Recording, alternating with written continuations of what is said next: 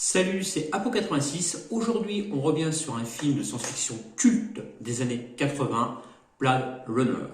Alors, bon ou mauvais film, vous le saurez après ceci.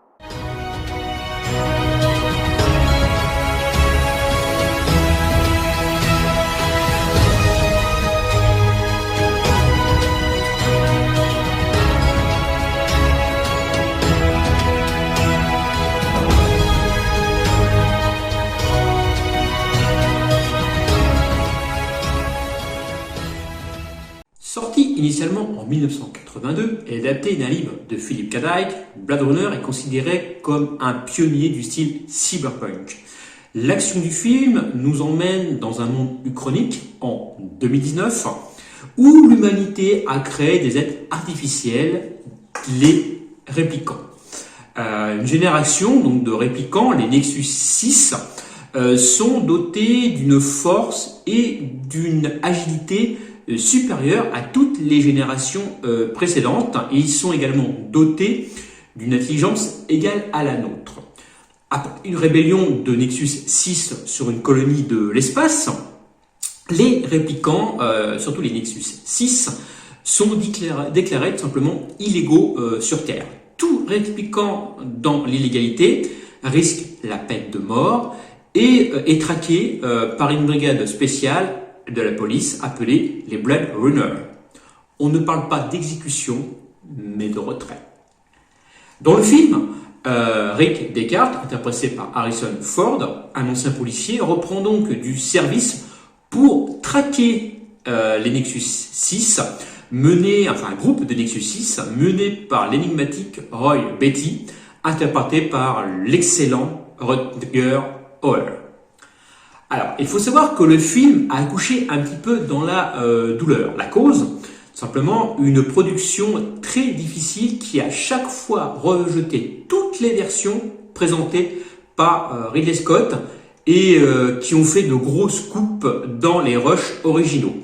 Le film a tellement été coupé au montage avec une fin complètement modifiée qu'à sa sortie, il faut le savoir, le film a fait un véritable bide commercial. Il aura fallu attendre 1992 pour que le film retrouve enfin son public et retrouve sa grandeur, car fort heureusement, Ridley Scott avait gardé tous les rushs originales de son film et à sa sortie, donc ce qu'on appelle une director cut, ou comme on dit aujourd'hui, une final cut. Car oui, le film n'a pas une version, mais 9 versions. 9 versions pour un même film, c'est quelque chose d'énorme. Alors, personnellement, je vais vous parler aujourd'hui de la Final Cut de 2007, qui est la version préférée de Ridley Scott. Cette version plus lisible nous fait poser beaucoup plus de questions que la version originale de 1982. Des questions autour de Descartes et sa nature réelle. Est-ce que c'est un humain? Est-ce que c'est lui-même un réplicant qui s'ignore? Mais le film va au-delà de cette simple question, parce que ce serait basique de se poser cette simple petite question. Il soulève également des questions comme avons-nous le droit de nous prendre pour Dieu, simplement, en tant qu'humains, en manipulant la nature? Le film nous renvoie également sur notre propre psyché, nous oppose à nos propres peurs, surtout celle de vieillir et de mourir.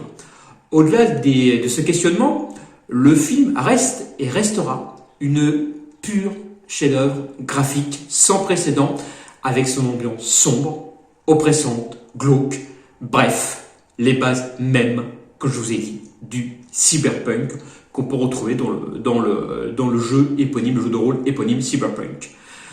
Blade Runner est depuis considéré comme un film culte à voir absolument. Un film qui inspirera aussi bien beaucoup de séries TV, mais également, comme je viens de vous le dire, beaucoup de jeux vidéo et de jeux de rôle, puisque effectivement Cyberpunk est à l'origine un jeu de rôle. Bien accueilli par la critique, cette Final Cut obtient la note de 84 sur 100 sur Metacritic, Sur Captain Watch, elle obtient la note de 7,5 sur 10.